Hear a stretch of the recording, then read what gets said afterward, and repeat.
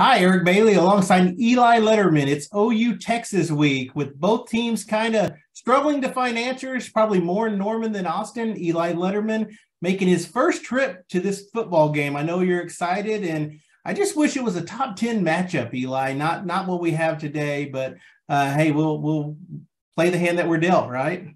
Yeah, I mean, I certainly you would have. This could have been a lot different. I mean, if you think about if Texas maybe gets that win over Alabama, and if OU is in a different spot, we're talking very differently. But what I've gleaned from this game, this will be my very first trip to OU Texas, my first trip to the Texas State Fair, which just feels like the ultimate. Like if there's an ultimate state fair, it's got to be the Texas State Fair, the state fair to end all state fairs. I will tell you this. It's funny. The first time that former OUB writer Cody Stavenhagen went with me, he had to ride a ride, so we should put you on a ride. And the first time me and Maul, our photographer, went to this game, he bought $50 worth of food coupons and ate $50 worth of food after the game. So that's I can do both. How about I do $50 worth of food and then I get on a ride and we see how that goes. We'll see how that ends up. But the point being there, this game seems to be, your classic rivalry game. You throw out the records, the who cares what they're ranked. It's going to deliver every year. And so that part I'm pretty stoked about, even if both teams are kind of limping in. Well, it's funny because going into the season, if things went like everyone expected them to do and Oklahoma would be, undefeated right now going into this game, the subject would be Brent Venable's first game as a head coach in the Red River contest. And he's done it many years as assistant coach. But now with them limping in after 2 losses to Kansas State and TCU, all the questions are, what's wrong with this football team? And we had a chance to talk to Brent this week, talk to players, talk to coordinators. Seems like they understand there's an issue. They just need to get better, need to be more disciplined. There's a lot surrounding this game, not only on the defensive side of the ball, but the offensive side of the ball. Who's going to be quarterback? So let's dive into the injury situation first with Dillon Gabriel. I think that's the thing everyone wants to talk about. Just a bad hit he took at TCU, the targeting penalty, the recovery time. We don't know how long he's going to be in concussion protocol. Brent didn't offer anything, just saying that he had no answers and didn't want to speculate at all and went with that. So quarterbacks, it's going to be interesting to see what happens on Saturday. Yeah, I mean, we got a taste of Davis Beville in, I guess in a world where where Dillon Gabriel can't play. I mean, he took a pretty serious hit. He remains in concussion protocol, at least as far as we know. And we probably won't have an answer, I think, to any of this until game time Saturday, at least a definitive final answer. But if it is Davis Beville, we got a taste of him last week, and it was a limited run. You could certainly see that rust. And it's quite a situation to be thrown into. I mean, at that point, the Sooners were down 34-10. He's playing the most significant action he has in this Jeff Levy offense. And it looked maybe how you'd expect it to look. But if he is the guy, and I think if there is no Dillon Gabriel, you'd presume him to at least be the starter. There's certainly more to be desired from last week. But beyond that, a lot of people are going to clamor for General Booty. He's got a great name, but he's also got legs. He can move in ways that Davis Beville maybe can't. And Brent Venables maybe didn't help. He maybe fanned the fire here, but there's plenty of folks out there, too, who want to see Nick Evers, the true freshman, who seems to have flashed a lot of talent. And Brent Venables is very complimentary, but I'll note this. There's all that clamoring for Jaron Kanak, right? And Brent Venables is the one who says, look, he looks good, but he's so far away in terms of the understanding of the game. He has a ways to go. Brent Venables yesterday said, Nick Evers looks great to me, but Jeff Levy would tell you he's got a ways to go. I think that might be kind of that same deal there of, he's got all the talent, but it's a different story jumping into this offense and jumping into the Cotton Bowl. But yeah, there's questions there. That's a tough deal. You're right. I'm kind of curious if Dillon Gabriel cannot go on Saturday, what are they going to do? Are they going to modify the game plan and play to strengths? I mean, we saw that Davis Beville wasn't as mobile as many thought, had issues holding on to the ball a little longer than probably he needed to get rid of it. And he took 3 sacks on Saturday against TCU. Jeff Levy did say that he was glad he took care of the football, didn't put the ball in jeopardy. But I think in games like this, you may have to take some chances, take some risk. It's, it could be high risk, high reward at times. But will Oklahoma modify the game plan? If General Booty's the guy, if he gets some snaps, do they run the ball more? Is the focus more on the run game? And you're without Wanya Morris more than likely. We saw him leaving the TCU game in a sling. So you're back to, Tyler Guyton running at tackle. So a lot of issues with the quarterback. And it's not only what they can do, the quarterback does physically, it's mentally too. It's going into that stadium. Whoever was going to quarterback for the Sooners on Saturday was going to be a first-time quarterback in this game. There's so much involved, so much pressure, so much stress. And, Texas, they're going to tee off. Gary Patterson is the analyst down there. He's probably been game planning for this game for a while. We do know that he was working on Alabama for quite some time before that game too. So Oklahoma, it really starts at the quarterback position. I think there's just a lot of questions, and whatever happens, it's going to be a tough challenge for whoever's taking snaps, even if it's Dillon Gabriel. Yeah, you mentioned that mental element, and a lot of the talk this week, unsurprisingly, when you talk to some of the receivers or just guys on the team, is there's no difference. We work with all the quarterbacks, this, that. But Marvin Mims did say, and this is not a Davis Beville knock, but we know how vital Dillon Gabriel's leadership and his energy has been. As you hear maybe a fire truck go by in the background here, maybe that's fitting. He mentioned just an emotional difference. And I don't think that's a Davis Beville thing. I think that's a Dillon Gabriel thing. Is after he left that game, Sooners didn't just, lose their best option at quarterback. They lost the leader of that offense, the heart of that offense. And that's interesting. But, to your point of the offensive approach, Jeff Lebby this week said it's a lot on him. It's about creating. He likes to use the term layups. We haven't seen a lot of layup plays, I don't think, these last few weeks. But I really think, this might be Jeff Lebby's game to win from an offensive standpoint, more so than whichever quarterback they go with. Is they can create something, either figuring out which quarterback gives them the best chance to run the offense they've tried to run, or maybe more likely or to better results, finding whatever changes need to be made so that they can hold on to the football longer or just get through this game. And you'd certainly maybe go into this with more confidence. The defense was playing like it had non-conference play than it had the last 2 weeks. And I think that's our next topic to dive into, because if not for the quarterback situation, we'd be all over, the defense would have been first here. Well, let's go back to Lebby, what you said too. Time of possession could play key. We saw Oklahoma, they want to go fast, but I don't know if they can go fast with this personnel if there are issues on injuries. They had 16 drives last week. 12 of the 16 produced 20 or less yards. And when you're getting in and out so fast, the defense, it barely has time to recover from the previous drive. And I think if you're Jeff Lebby, maybe you try to eat some more clock. But once again, you look at the injury aspect of this. Eric Gray left the game a little banged up against TCU. We saw him at practice. I'm sure he's going to play on Saturday. We didn't see Marcus Major, and it is injury related. We don't know to what extent.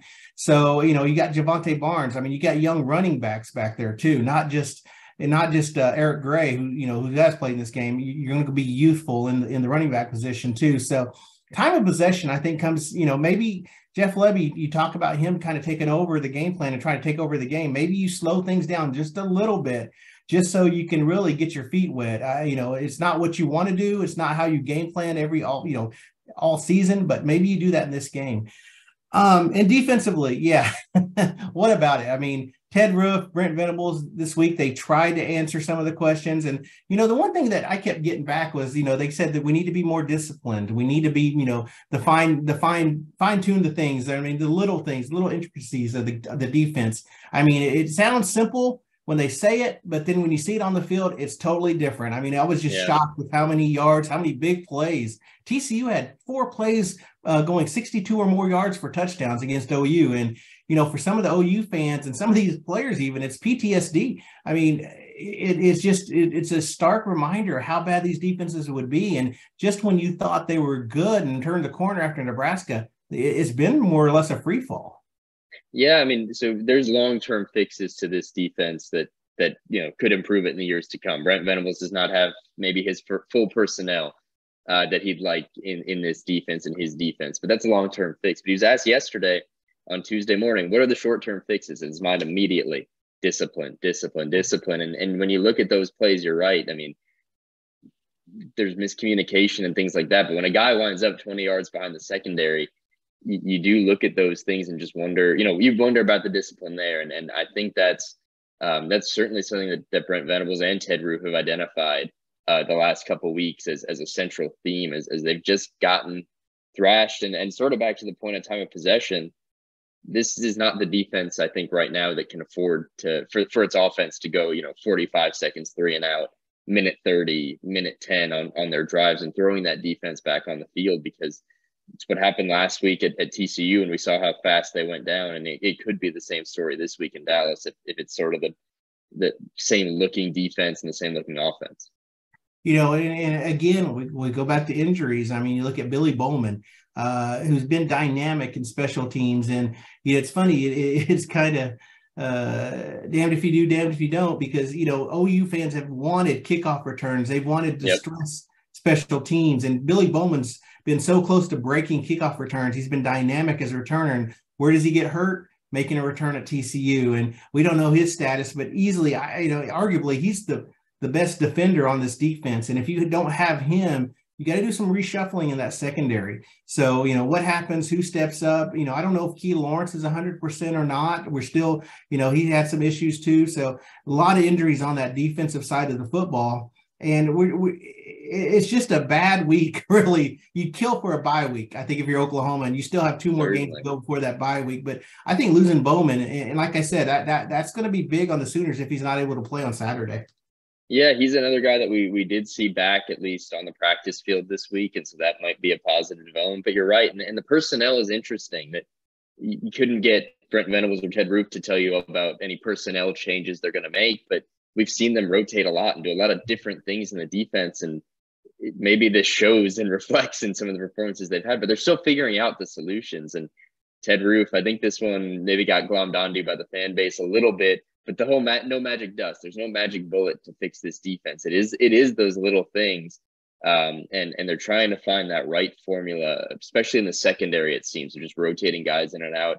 Another player to mention, I don't think we'll see him anytime soon, but Damon Harmon had been getting plenty of time on the field, and after being stretchered off at TCU, we have no update on him this week yet, but wouldn't imagine him being an option. So there are moving parts there with this defense, but I think on the whole, it's got to start with minimizing those big plays, the explosive plays, and figuring out kind of where to go from here with that defense. But whether it's going to be Quinn Ewers or Hudson Card, it's another offense with heavy hitters to attack this defense with. And to your point, they might have favored a bye week this time around rather than having to head to the Cotton Bowl. Going into the season, and this is something I said over and over when people would ask me about Brent Venables, nothing was going to be seamless. There was never going to be a seamless transition. There was going to be growing pains. I've said that multiple times. And I think, and I was pulled in this way a little bit too. After 3 games, you really thought, well, maybe this is going to be pretty fast change, quick change. But of course, we saw it at Kansas State. We saw it with TCU. Nothing seamless. There's growing pains. They're still learning this program. And, I think it's hard to be patient if you're an Oklahoma fan, especially with the success you've had in recent years. But I think it's one of those things where you do have to be patient. Now, the one thing that did surprise me, I'm not surprised that they're having issues, because I thought going in they'd have some kind of issues, and maybe this is the hiccup. The one thing that surprised me the most about this transition was how they didn't get better from week 4 to week 5. I mean, I thought, there was a hiccup. They'll change things. Things will be better at TCU. And they look like they got worse, a lot worse. Yeah. I think if you're an Oklahoma fan, I think that's got to concern you the most, because it's not only did they learn, what did they learn from K-State? How far did they fall after that game? So I think that's something that going into this game, what's this confidence level of this football team going to be? If they get down 28-7, there's no way they're coming back like last year. They knew they could come back, but if they get down 10-0, I don't know what's going to happen, because just where's the confidence of the football team? Yeah, and I think, what stuck out to me this week was after K-State, they talked a little bit about the week they had before that. They had a bad practice on a Tuesday, felt like they'd course corrected it in the days that followed, and no one really tied it to the performance against Kansas State going all the way back there. But multiple people brought it up. It doesn't come up if it didn't have some bearing. And then TCU week, everyone felt like they had gotten things on track. Great week of practice. And then you show up there at TCU and it goes the way it did. It makes you wonder, or at least perks your ears up to hear Ted Roof and Brent Venables and all these players saying, well, we're just going back to the drawing board, doing what we've done the last few weeks. And there is an element of consistency there. I think the only way to find consistency is to have those consistent approaches. But I think, if this week were to go south, to your point, if they go down big early and can't make that comeback, can that message be the same again the week after? We're just, we're going to keep doing what we've been doing, because at a certain point it would seem that that's not getting them where they need to be. And so this is a huge week. I think we called last week a defining week for the defense. I would say this week is a defining week for the Sooners. The Sooners in 2022. It's, I think, a pretty dang important one for Brent Venables and co. So they've got a lot to prove, but I also think they've got a lot, working against them going into this one. I thought it was interesting too. Our colleague Garen Emig, the Tulsa World columnist, asked Brent about, is there going to be schematic changes? Do you make changes? Do you reset? And it sounds like Brent's going to stick to what's got them where they're at now. That 3-man front, it's something I'm kind of curious how long we're going to ride that. I mean, Ethan Downs and Reggie Grimes, the defensive ends, they've combined for 3 tackles in the Big 12 play. Just 3 and Downs has all 3 of them. Grimes doesn't have a tackle in Big 12 play. So he was such a playmaker in those first 3 games. We really haven't called his name. So do you try to make stuff, help him out, help him make plays? Do you change things, or do you keep let him do the dirty work? Like Ted Roof said, in the stat sheet doesn't show some of the dirty work, and those guys are doing some of the dirty work. But you saw his playmaking ability too. Do you unleash him a little bit? I'm kind of curious about that.